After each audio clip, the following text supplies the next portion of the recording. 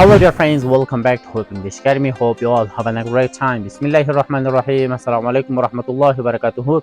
یو ځل بیا هوپ انګلیش اکیډمي ته ښه راغلاست. ملګرو نن غواړم چې ډېر په زړه پورې معلومات در سره شریک کړم. نو که غواړئ چې انګلیسي ژبه زده کړئ دا ویډیو زموږ سره تر اخره پورې وګورئ.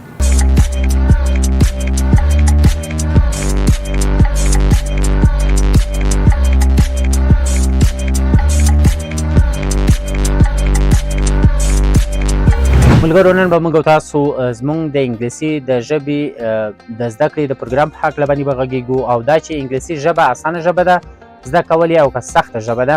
ملګرو د انګلیسي ژبه زده کول هم ډېر سخت دی او هم ډېر اسانه.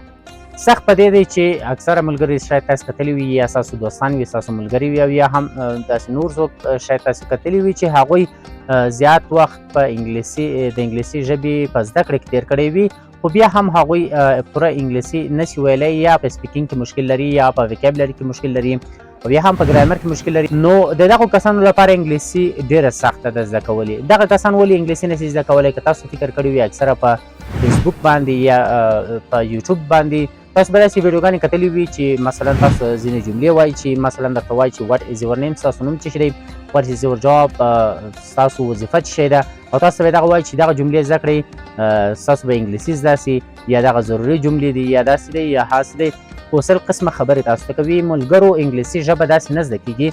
انګلیسي ژبه چې دی پوره یو پروګرام غواړي. هغه داسې دی چې انګلیسي ژبه باید چې د ګرامر څخه زده سي. ګرامر ګوره موږ او تاسو وایو چې لارښود ته وایو. نو موږ او تاسو ته چې د انګلیسي ژبې لاره ښیي چې په دغه ترتیب سره باید چې تاسو انګلیسي ژبه زده کړئ نو موږ او تاسو باید چې په هماغه ترتیب سره انګلیسي ژبه زده کړو. انګلیسي ژبه چې ده ډېره اسانه ژبه ده. که چېرته موږ او تاسو د ګرامر خواته ولاړ سو او په ګرامر باندې مخته ولاړ سو نو موږ او تاسو ډېره په اسانه طریقه سره انګلیسي ژبه زده کولی سو.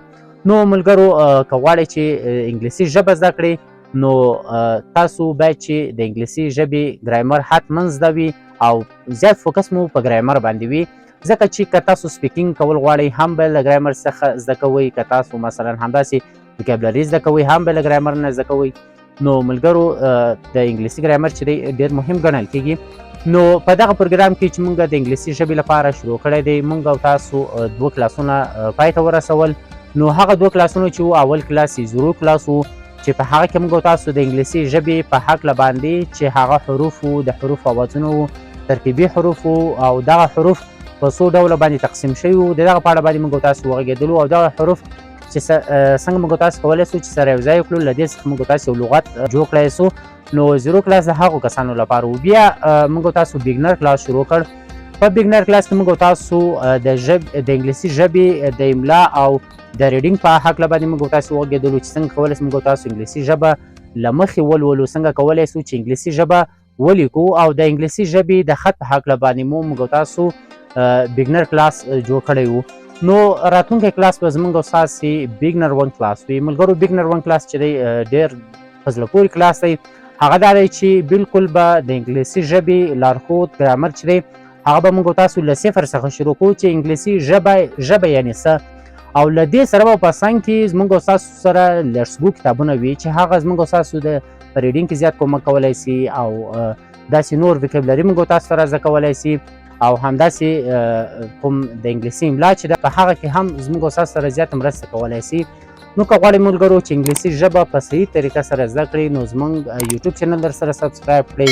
په همدغه یوټیوب چینل کې موږ اکثره وخت ویډیوګانې اپلوډ کړو د انګلیسي د ژبې د زده کړې په هکله باندې څومره چې امکانات وي انشاءالله موږ به تاسو ته ښه صحیح معلومات دقیق معلومات به راوړو او زموږ د معلوماتو په څنګ کې به زیات سرچینګ موږ کوو، تحقیقات به کوو چې ستاسو لپاره هغه مواد راوړو چې تاسو په اسانه طریقه سره انګلیسي ژبه ترېنه زده کړئ.